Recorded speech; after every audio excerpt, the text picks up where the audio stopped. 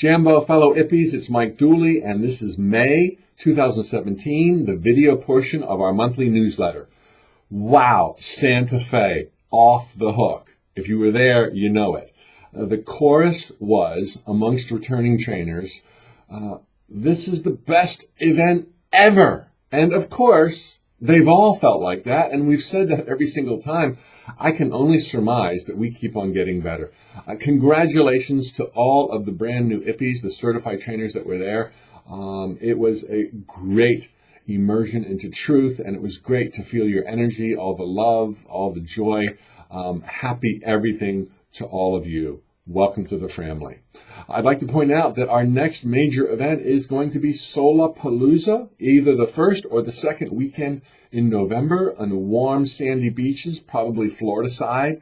Can't wait for that to happen. We will need help, and we always and only draw from our Ippie pool of volunteers. And typically, of course, that'll be trailblazers who get tapped. So if you're a new Ippie and you'd like to be part of the team for Solapalooza in January, go out there, 6 people, 6 hours, in about a month or two. The applications to be on Team Solapalooza 2017 will be made available and be sent to the websites, the Facebook pages, and included in the monthly newsletter. They're not available yet, so stay tuned. It's coming up. More announcements in the near future. Every monthly video newsletter, I answer a few Ippie questions. And I'd like you all to know that this is available. Forward your questions to Regina or Andy or Norberto or me, and they will be put into the mix. So the first question is, why does the universe put obstacles in the way once you start? Heartbreaking, I know. It just seems so mean, right? Here's the deal. And there's a couple of layers to this, so hang in there. But in my view, the universe does not test us. And the universe most certainly never puts anything in our path. It's a blank slate. Putting something on the path outside of our own thoughts would violate thoughts becoming things. It'd be like thoughts become things unless the universe has a test. There are no tests. Why would there be tests? You are the universe here joyfully experiencing your power here by choice, and the choices you make, basically the focuses you choose, will create your world. And when there's confusion or contradictory thoughts, that's when the road gets bumpy and rocky and unexpected lions and tigers and bears jump out. And we say, oh, you're being tested. Oh, you have a lesson to learn. Oh, life is full of lessons. Well, yes, life is full of lessons. We're always learning. The tests, however, are always self-administered. They're always a function or a byproduct of our thinking and sometimes our misthinking. And while you can say, hey, I never thought of that. That never was crossed my mind. I couldn't have created that. As I teach in Infinite Possibilities, whenever the unexpected or the unthought of lands in your path, it is always a stepping stone to a further place that you were thinking about. And so sometimes it's not even a bad thing. It's just unexpected or a little icky or made us scared or made us nervous. And yet if we draw the conclusion that the universe throws tests at us, no one would have any enthusiasm for getting out of bed in the morning because who knows what kind of test is coming next. And why am I getting the hard test and my brother gets the easy tests? You know, what's the point of life? As soon as you get your momentum going with thoughts and dreams of end results, taking baby steps, vision boards, hey, the universe might throw me a test. It's like, no, there are no such tests.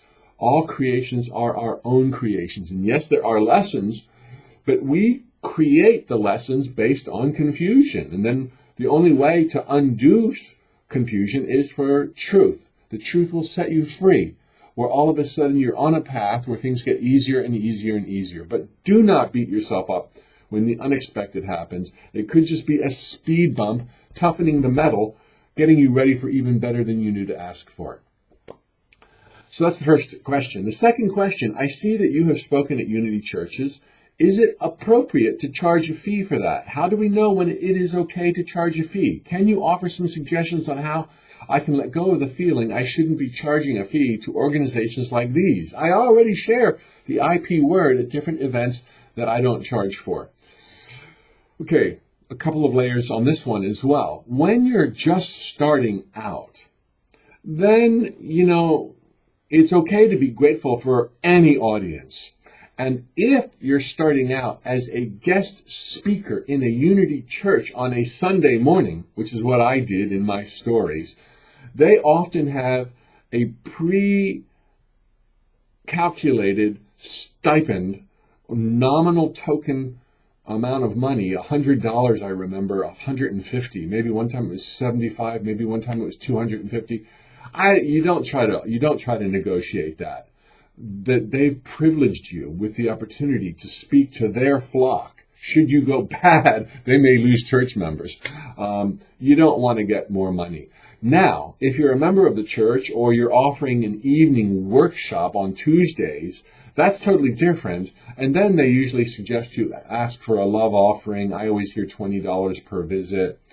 It's not a big deal. How do you get to a place where you're more confident? As your profile rises, all of a sudden, it's not just about what's the value I'm imparting to how many people, because that's a great way to come up with your value to establish a speaking fee. If there's 300 people, $5 a person on a Sunday, $5 is nothing. You get $1,500. That's great value for the church.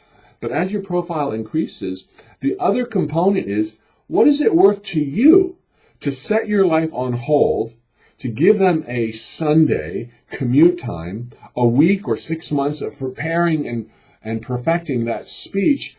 And in my case, very often I'll be invited to speak somewhere for a pretty respectable fee, but it's not worth it for me to stop the Notes from the Universe, to stop working on my next book, to stop preparations for the next Train the Trainer event, unless they pay a certain amount. So you're going to all of a sudden realize as you get going what it takes for you to stop doing what you're doing, and consider that as well when establishing your fee.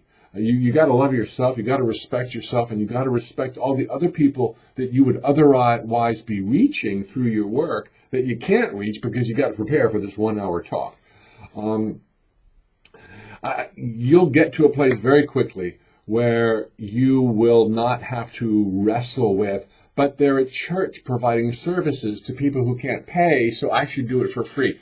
You're going to outgrow that really quickly. In the beginning, just do your best. Charge $20, do it for free, do it for $100, always with an eye to the future. You are a highly sought after, world-class professional speaker. You are a New York Times best-selling author. That's what you're moving towards, and everything else will start assembling in that direction for you, guaranteed.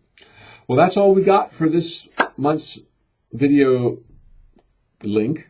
Lots of love, happy spring, happy summer, happy everything. Looking forward to June's installment. Until then, remember, your thoughts become things. I am Mike Dooley.